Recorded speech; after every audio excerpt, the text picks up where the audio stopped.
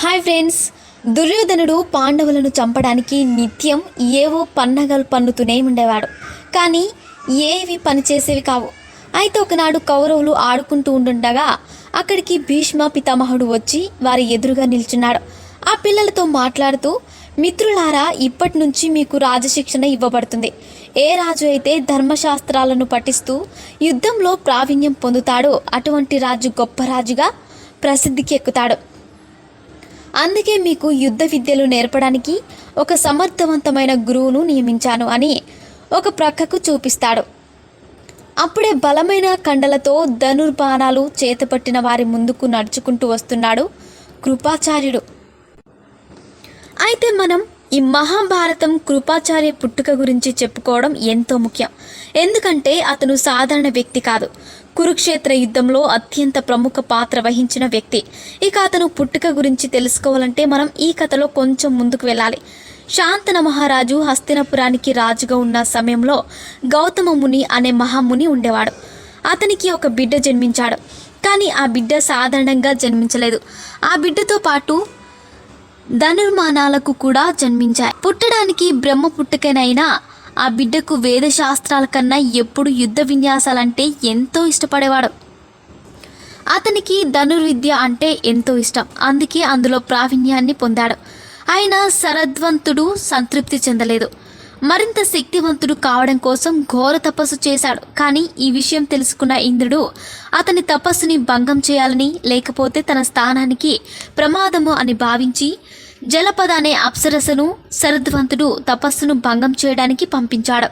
కానీ అంత ఘోర తపస్సు చేస్తున్న శరద్వంతుడికి ఆ అందాల జలపతిని చూసి కామవాంఛ కలిగింది. ఇక అందాలు రాకుమారి చేస్తున్న నాట్యాన్ని చూసి, ఆ అందాలను చూసి తన చేతిలో ఉన్న ధనర్పణం పులి చర్మం కింద పడిపోయాయి. ఇక తట్టుకోలేక అతనికి వీరస్ఖలనం జరిగిపోయింది. ఇక అలా జరిగిన తర్వాత మరలా తీరుకొని తను ధ్యానం చేయడానికి వెళ్ళిపోయాడు. కానీ శరద్వంతుడి వీర్యం అక్కడే ఉన్న ఒక రకమైన వేలు పొదలలో పడి రెండుగా వీడి 2 బిడ్డలుగా జన్మించింది. అయితే గర్భం లేకుండా బిడ్డ పుట్టడం ఇదంతా కల్పితమా, దైవ మహిమ అని అనుకుంటూ ఉండవచ్చు మీరు. కానీ అలా ఎందుకు అనుకోవాలి? అలాంటి అద్భుతాలే ఇప్పుడు జరుగుతుంటే సైన్స్ అంటున్నాం. మనం ముందు చెప్పుకుంటున్నట్టు కౌరవుల జననం ఎటువంటిదో చూసాం. మట్టి కుండలో పుట్టిన బిడ్డలు చూసి ఇది అసాధ్యమని అనుకోవచ్చు. కానీ ఇప్పుడు జరుగుతున్న టెస్ట్ ట్యూబ్ బేబీ అలాంటిదే కదా. ఇక ఇప్పుడు మనం మొబైల్ ఫోన్స్ ఉన్నాయి. ఈ ఫోన్లో తీసి ఫోటోలో నా వీడియోస్ అయినా, మనం మాట్లాడే వీడియో కాల్స్ అయినా ఇప్పుడు సాధ్యం. కానీ ఒకప్పుడు దీని గురించి మాట్లాడుకుంటే అసలు ఇలాంటి సాధ్యమవుతాయని అనుకునే వాళ్ళం. కానీ సైన్స్ అలాంటి టెక్నాలజీని మరెన్నో తీసుకొస్తుంది. ఇలాంటివన్నీ ఆ కాలంలో చేస్తే దాన్ని మాయమహిమ అనేవాళ్ళం. కానీ ఇప్పుడు అదే సైన్స్ అయింది. అంటే దీనిని బట్టి అప్పుడే జరిగే పుట్టుకలు, మాయలు, మహిమలు అన్నీ సందేహం లేకుండా వచ్చి నిజమనే అర్థం. అంటే ఇప్పుడు మనం చేసే సైన్స్ ఎన్నో ఏళ్ల క్రితమే పుట్టింది అనే సందేహం ఇప్పుడు తీరింది కదా. ఇక మరల కథలోకి వెళితే ఆ బిడ్డను పుట్టిన తర్వాత సాత్వంతుడు బిడ్డల్ని చూసి కూడా వెళ్ళిపోతాడు. అప్పుడే సంతన మహారాజు విహారానికి అటువైపు వస్తూ ఆ బిడ్డల్ని గమనిస్తాడు.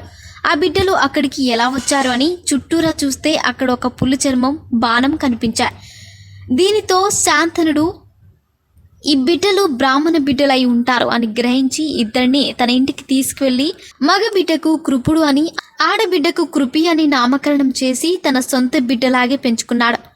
కొన్ని రోజులకు శరత్వంతుడు శాంతన మహారాజు దగ్గరికి వచ్చి ఆ బిడ్డలు ఇద్దరు నా బిడ్డలే అని, ఆ రోజు నేను వారిని వదిలేయడం నా తప్పు అని గ్రహించాను. అయితే నా బిడ్డ అయిన కృపిణుడు నాతో పంపించండి. నా బిడ్డకు సకల విద్యలు నేర్పించి మరలా మీ వద్దకే పంపించేస్తాను అని అర్థించాడు. శాంతను కూడా అంగీకరించి పంపించాడు. ఇక చెప్పినట్టుగానే కృపడుకి ధనుర్విద్యలో మెలకువలు, సకల విద్యలు నేర్పించి అత్యంత పరాక్రమంతుడిగా చేసి తిరిగి మరలా శాంతనుడి దగ్గరికి పంపించాడు. ఇప్పుడు ఆ కృపుడే కౌరవుల గురువుగా నియమితుడైన కృపాచార్యుడు. మరిన్ని ఇంట్రెస్టింగ్ అప్డేట్స్ కోసం మా ఛానల్ని సబ్స్క్రైబ్ చేసుకోండి.